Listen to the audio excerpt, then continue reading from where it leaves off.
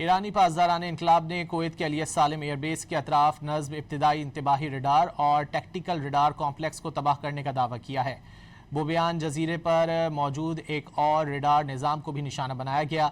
Iraqi security ज़राए के मुताबिक इराकी शहर अरबेल में अमरीकी कौंसल खाने के करीब 3 ड्रोन मार गिराए गए। अरबेल के एयरपोर्ट पर परवाजें आर्जी तौर पर रोक दी गईं।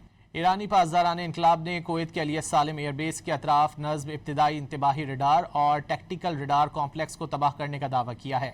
बुबियान जजीरे पर मौजूद एक और रडार निज़ाम को भी निशाना बनाया गया। इराकी सिक्योरिटी ज़राए के मुताबिक इराकी शहर अरबेल में अमरीकी कौंसल खाने के करीब 3 ड्रोन मार गिराए गए। अरबेल के एयरपोर्ट पर परवाजें आर्जी तौर पर रोक दी गईं।